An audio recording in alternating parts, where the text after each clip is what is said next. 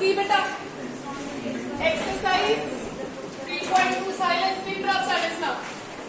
Question number 2 में क्या है 2x plus 3y is equals to 11 then 2x plus minus 4y is equals to 24। mark this question as important one। कहते हैं and hence find the value of m for which y is equals to mx plus 3।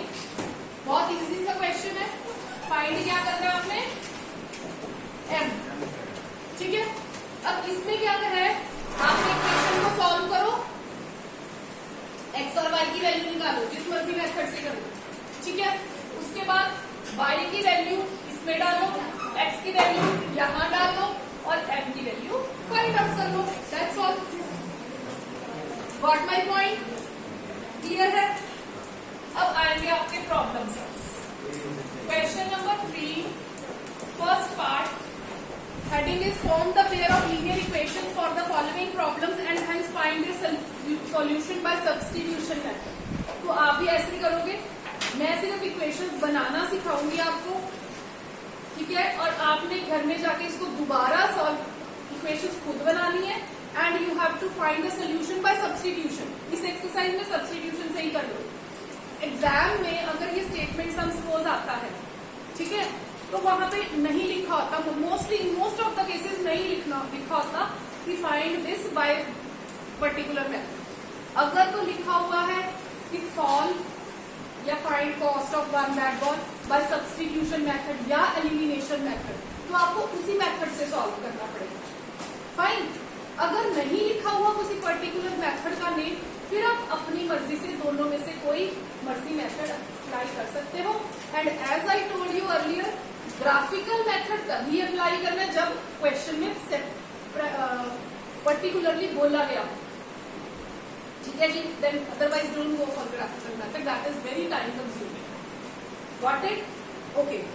और आपको मैंने पहले भी बताया था, जितने भी स्टेटमेंट्स हम होंगे इस चैप्टर में जो भी है ना, हर एक स्टेटमेंट की कितनी इक्वेशंस बनेंगी, ठीक है। तो मैं आपको कुछ गुरु मंत्र दूंगी इस चैप्टर के जो इक्वेशंस बना लेंगे। पहले मैं बुक वाले क्वेश्चंस कराऊंगी, फिर मैं आपको प्रॉपर यही कराऊंगी, जैसे problem on edges, problem on numbers, आपको उसी कैटेगरी वाइज ही क्वेश्चंस कराऊंगी। क्लियर? फर्स्ट क्वेश्चन देखो, जैसे difference between two numbers is 26। दो नंबर्स गिवन है, तो हम ले लेते हैं let first number be x, second number be, क्योंकि लीनियर इक्वेशंस का चैप्टर है तो x और y, ठीक है। दो नंबर्स में डिफरेंस 26 का है, ठीक है। क्या आपको यहाँ पे बताया गया है कि लार्जर नंबर कौन सा है? अब x minus y is equal to 26 भी लिख सकते हो, y माइनस एक्स भी 26 लिख सकते हो, है ना, ये भी हो सकता है। लेकिन अगली सेंटेंस पढ़ो, and one number is 3 times the other, ठीक है।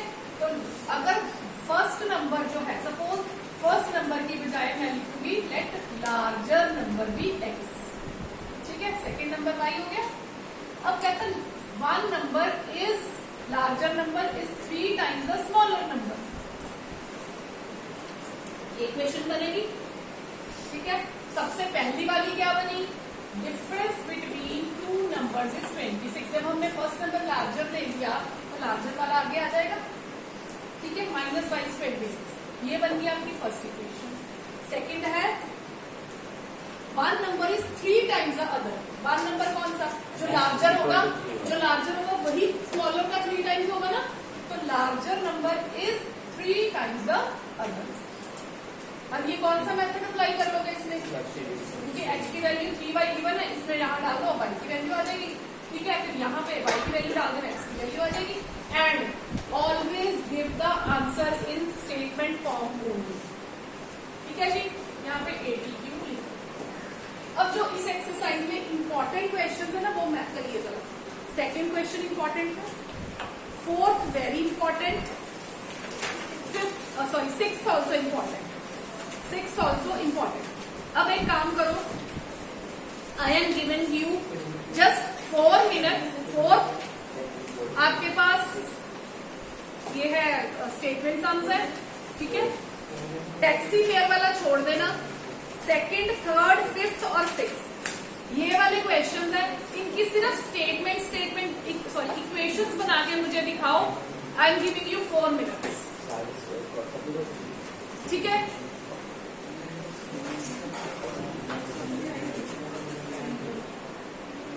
चलिए क्वेश्चन नंबर 3 पार्ट सेकंड, इसको आप सब्स्टिट्यूशन मेथड से सॉल्व कर लेना उत्तर वाले का, give the answer in statement form.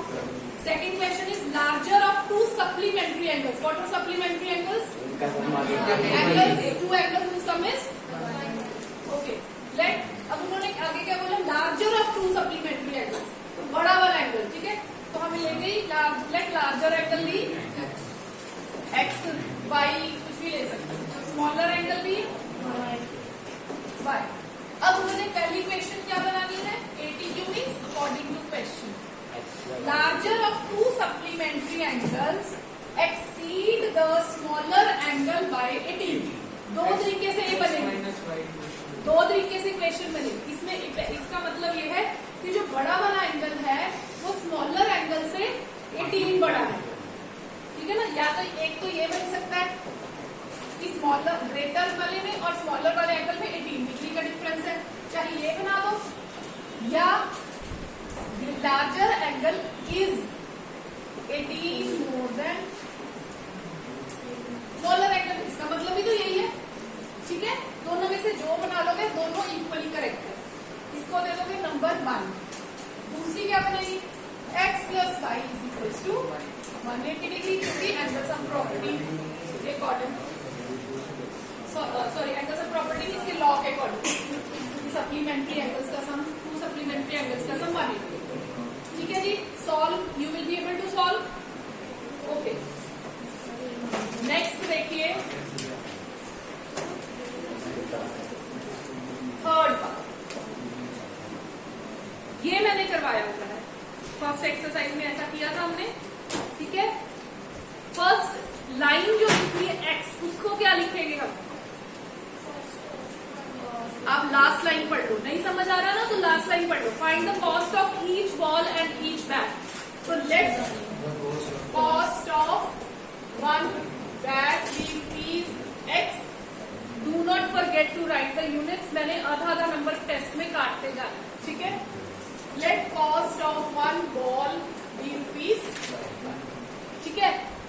1 की x रुपीज है, 7 बैट्स की कितनी होगी?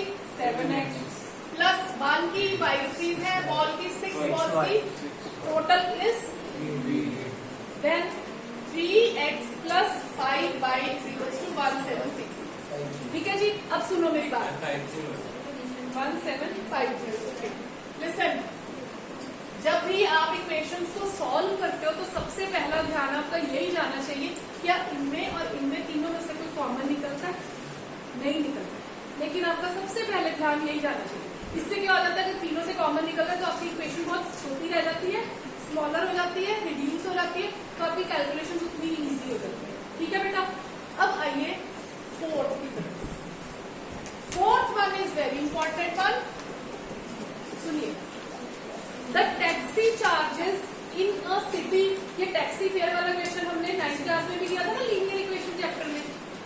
Taxi fare in a city consist of fix charges together with the charge for the distance covered. यहाँ से आपने सपोज साउथ सिटी जाना है टैक्सी की, वो कहता कि फिक्स चार्जेस तो मैं लूंगा ही लूंगा, ठीक है। तो लेट फिक्स चार्जेस भी x किलोमीटर लिखो, क्या आएगा? तो was going to write rupees, Kalla x y मत बोला करो, यूनिट्स आपके दिमाग में एकदम से आनी चाहिए, ठीक है जी। और कहता बाकी जो बचेगा, जो जितना x रुपीज तो कहता मैंने लेने हैं, ठीक है। बाकी कैसे लूंगा मैं? जितना आप डिस्टेंस कवर करोगे। सपोज 8 किलोमीटर के y रुपीज ले रहा है, 5 किलोमीटर के कितने लेगा? 10 किलोमीटर के कितने लेगा? ठीक है।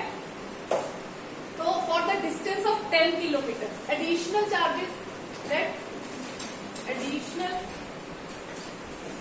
चार्जेस भी रुपीज बाई एडिशनल चार्जेस लिख लो, या चार्जेस फॉर डिस्टेंस कवर्ड। ठीक है जी। तो वो कहता एक्स रुपीज, अब अकॉर्डिंग टू क्वेश्चन इक्वेशन क्या बनेगी, एक्स रुपीज तो उसने लेने ही लेने हैं। डिस्टेंस कितना ट्रेवल किया है 10 किलोमीटर, 1 किलोमीटर के वाई, 10 किलोमीटर के 10 वाई, टोटल चार्जेस कितने बने 105, उसने बता दिया। ठीक है जी। अगली क्वेश्चन रीड कीजिए। For a journey of 15 kilometre क्या बनेंगे, x plus 15y is equals to total charges are 155 लिया गया। ठीक है जी। अब सुनिए, यहां से आपने x और y की वैल्यूज निकाल ली, यहां से ये x और y की वैल्यू दोनों इक्वेशन करके आपने निकाल ली। लास्ट में देखो formula, what are the fix charges and the charges per kilometre, ये पूछा है। लास्ट लाइन पढ़ो, how much does a person have to pay for travelling a distance of 25 kilometre. तो 20, अब देखो इस एक क्वेश्चन में उन्होंने 2 क्वेश्चन पूछ लिए। ये मोस्टली 10th क्लास में ऐसे ही होता है कि एक क्वेश्चन में 2 क्वेश्चन को पूछते हैं। ठीक है, दोनों के आंसर्स देना जरूरी है। बच्चे क्या करते हैं, उनको आदत पड़ी होती है जो एक्स वाई की वैल्यू निकाली, चल मेरे भाई हो गया मैम हम तो कर रहे हैं, आगे ध्यान, ओ मैंने तो देखा ही नहीं। ठीक है, तो करना क्या है, एक्स और वाई की वैल्यू निकल गई। अब जब चार्जेस फॉर 25 किलोमीटर आपने निकालने हैं तो कैसे निकालोगे, एक्स प्लस 25 तो एक्स और वाई की वैल्यू यहाँ से ऊपर जो आप निकालोगे ये यहाँ से ये फिल कर देनी है और इतने रुपीज आपका आंसर है। गॉट माई पॉइंट, समझ आ गया, ये क्वेश्चन इजी था।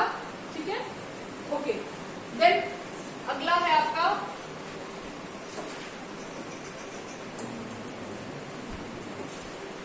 Fifth part, a fraction becomes 9/11। सबसे पहले तो न्यूमरेटर, फ्रैक्शन में क्या होता है, न्यूमरेटर और denominator. Leave your pens everyone, leave it, let numerator be x, denominator be y। Fraction क्या बन जाएगी बच्चे, यस एग्जैक्टली। ठीक है, अब अकॉर्डिंग टू क्वेश्चन आइए, a fraction becomes 9/11 when 2 is added to both numerator and denominator।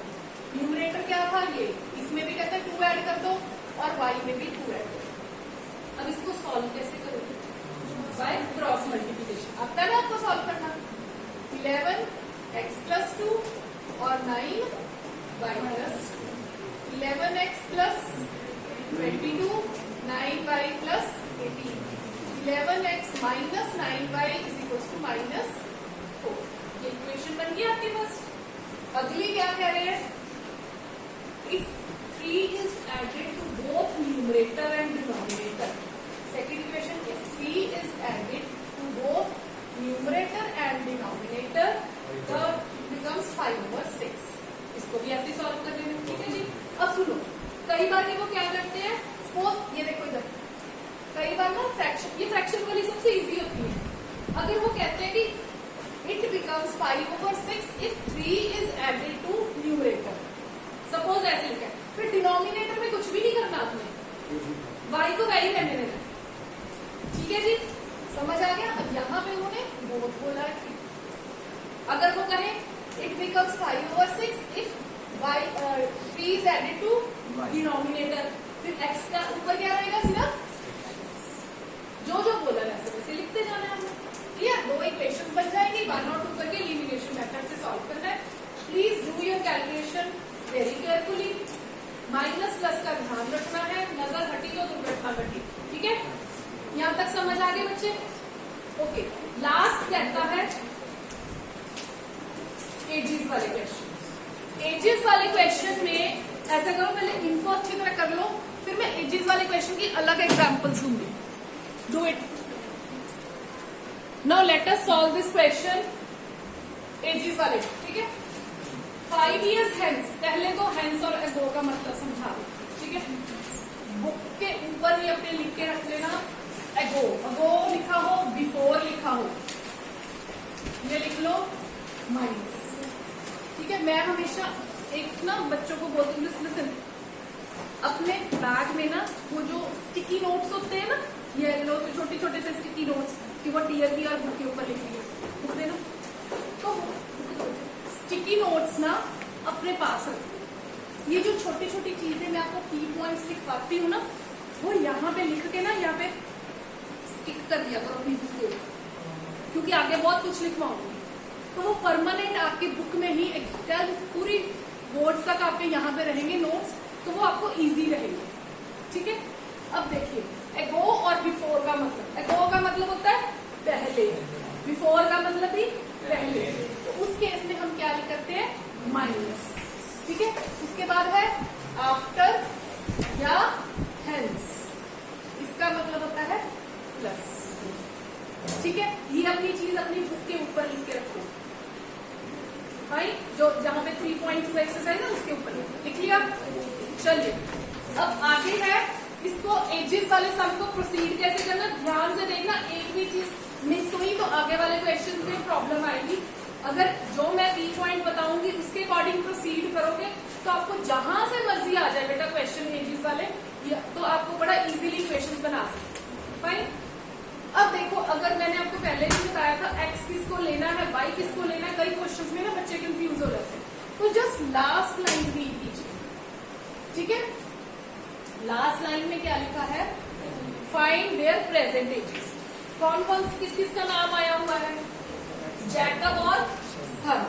ठीक है, तो लेट्स, अब पहली लाइन में लिखना है प्रेजेंट एज बोला है, तो प्रेजेंट वर्ड लिखना जरूरी है। अब जिसके पेन आएंगे, मैंने पेन जो लिख रहा है ना उसके पेन मैंने डस्टबिन में थ्रो कर देना है। When I say look at the board, just look at the board only. Let present age of Jacob be X years.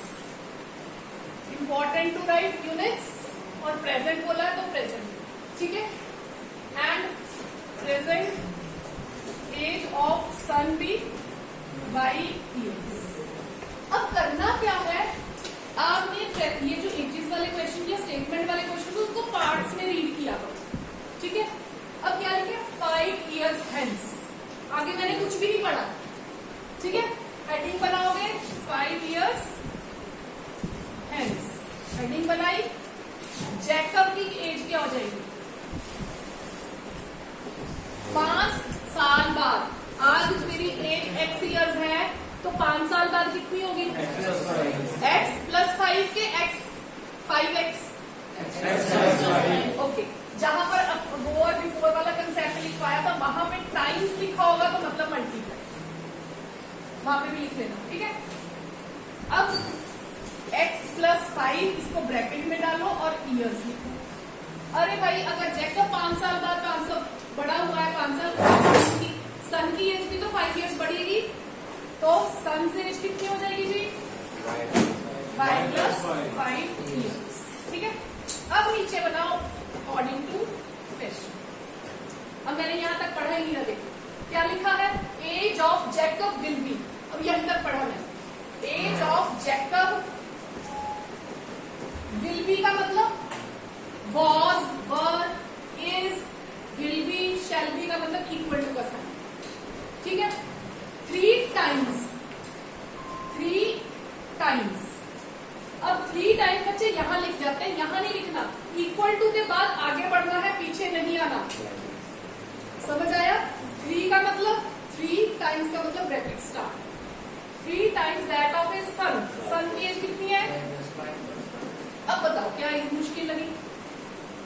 सबसे पहले हमने क्या किया, प्रेजेंट एजेस लिखी, उसके बाद हेडिंग पढ़ी, अब वो है या बिफोर है। ठीक है, अब एक बात और याद रखना, यहाँ पे हेंस लिखा था तो x प्लस 5 या 5 प्लस x में कोई डिफरेंस है, नहीं है। अगर लिखा होता एगो, मतलब अगर यहाँ पे आपने ये लिख लो चाहे ये लिख लो, कोई डिफरेंस नहीं आएगा। अब वो लिखा होगा तो ये, अगर ये और ये लिखोगे क्या इनमें डिफरेंस है, यस। कौन सा करेक्ट होगा दूसरे केस में, ये वाला इनकरेक्ट होगा।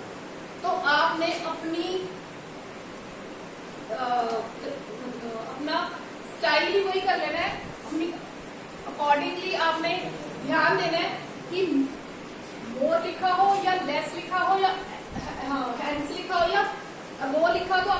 पीछे करना है, ठीक है। आगे वाला कभी मत यूज, क्योंकि अगर 5 + x आपको चढ़ गया ना हाथ पे, तो आपको ये भी हाथ पे चढ़ जाएगा, फिर जो रॉन्ग हो जाएगा, ठीक है। तो अगो और बिफोर लिखना, चाहे हेंस लिखा है तो वो पीछे वाला लिखना, उतने ही पीछे अगो बिफोर है तो आप -5 पीछे कर लो माइनस का, और हेंस और आफ्टर है तो पीछे तो प्लस का। ये लॉजिक समझ में आया, ठीक है। अब मैंने क्या किया, 5 years हेंस, ये बस दोनों के 5 बढ़ा लिए, फिर मैंने क्या किया, पार्ट्स में पढ़ता रहा। 5 years ago, 5 years hence, Jacob will be equal to का साइन, ठीक है। कौन है 3 times Jacob's that of his son, ठीक है। तो 3 times that of his son। अब इसको करना क्या है, x + 5 = 3y, इसको इससे भी और इसको, ठीक है। x ये माई वाला इधर ले आए, 15 - 5 x - 3y = 10। ये आपकी फर्स्ट इक्वेशन है, ठीक है जी। अब आइए सेकंड इक्वेशन की तरफ। अब सेकंड इक्वेशन में क्या है, 5 years ago, 5 years ago, अगो का मतलब यहाँ पे सिर्फ क्या बनाएंगे, ठीक है।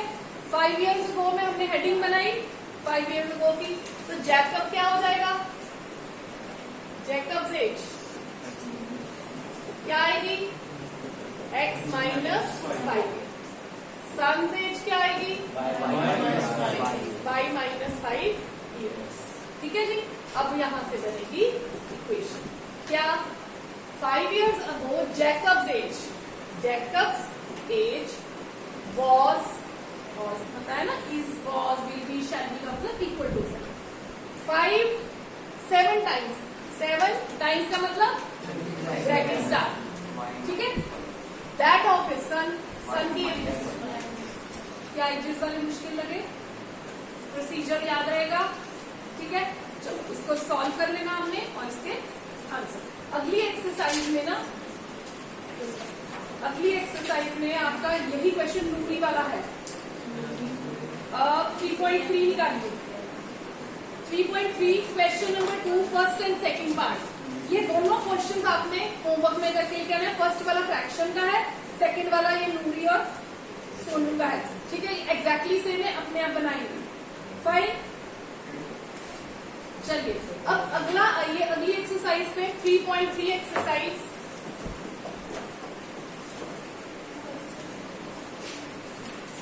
बाकी पिछले एक्सरसाइज के सारे हो गए हमारे, है ना, सारे हो गए। एग्जाम्पल 6 जो है वो आप खुद करोगे, पीछे वाली वो आपके इजी है, तो आप खुद करोगे, ठीक है। एक्सरसाइज 3.3 फर्स्ट क्वेश्चन हम कर चुके हैं। क्वेश्चन नंबर 2 के फर्स्ट पार्ट और सेकंड पार्ट आ रही है होमवर्क। थर्ड पार्ट देखिए, थर्ड पार्ट में बहुत, third part mark it as important. Exercise 3.3 question number 2 third part, problem on digits. अब डिजिट्स पे देखिए आप, 3.3 एक्सरसाइज के पहले इंपॉर्टेंट क्वेश्चन मार्क कीजिए। Third part very important, very very very important. Third part, fourth and fifth, ये तीनों parts important, बहुत सारे इंपॉर्टेंट है। थर्ड पार्ट जो डिजिट्स वाला क्वेश्चन है, ये आपको मोस्टली क्वेश्चन आता ही आता है पेपर में। इसके साथ ही 10th एग्जाम्पल जो है ये भी वेरी वेरी इंपॉर्टेंट, ये भी डिजिट्स की है, ठीक है। अगला है डिजिट्स वाले क्वेश्चन देखिए। The sum of digits of a 2-digit number is 9। पहले मैं आपके लिए क्वेश्चन रीड कर रही हूँ बेटा, इसके लिए जो बेसिक की कंसेप्ट है ना वो उसके अकॉर्डिंग समझाऊंगी, clear. The sum of digits of a 2-digit number is 9। फिर है also 9 times this number is twice the number obtained by reversing the order of digit, find the number. इसका मतलब है आपके पास कहते कोई भी एक नंबर है, जैसे 36 को मैंने लग गई, ठीक है, इसमें डिजिट्स कौन कौन से हैं? इस क्वेश्चन में ना दो चीजों की बात की गई है बेटा, एक तो डिजिट्स वर्ड आएगा, एक आएगा आपके पास नंबर। इन दोनों में डिफरेंस देखिए। अगर सपोज मैंने डिजिट्स बोल दिया तो डिजिट्स कौन कौन से हैं इसमें?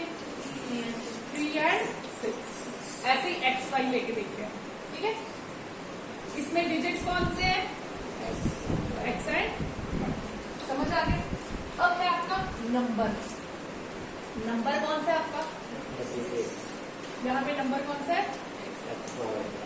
नंबर को अगर मैं एक्सपैंडेड फॉर्म में लिखूं कैसे बनेगा? बचपन में सिखाया गया। 36 को क्या लिखूंगी? 3 into 10 plus 6 into 1, यही बनता है। बचपन से 36 अगर हमने एक्सपैंडेड फॉर्म में लिखना था, ये होता है 1s प्लेस पे, ये होता है 10s प्लेस पे। तो दैट मीन्स जो 10s प्लेस पे उसको किससे मल्टीप्लाई करेंगे? जो 1s प्लेस पे उसको किससे मल्टीप्लाई करेंगे? अब इसको करके दिखाइए। 3 into 10 30 plus 6 into 1, तो 36, ठीक है, समझ आ गया। अब आइए, इसका मतलब हमने मॉरल क्या निकाला यहाँ से कि हमारे पास जो नंबर 10th प्लेस पर होगा उसको किससे मल्टीप्लाई करेंगे? 10s के साथ, ठीक है जी। अब यहाँ पे आइए, ये नंबर कैसे बनेगा? 10 into x plus y into 1 लिखना लिखो, नहीं तो y अकेला भी है, ठीक है जी। तो इसका मतलब ये क्या चीज हो गया हमारे पास? नंबर। अब आइए डिजिट्स पे। अगर उन्होंने बोल दिया इसमें, अब उन्होंने बोला फर्स्ट लाइन की सम ऑफ डिजिट्स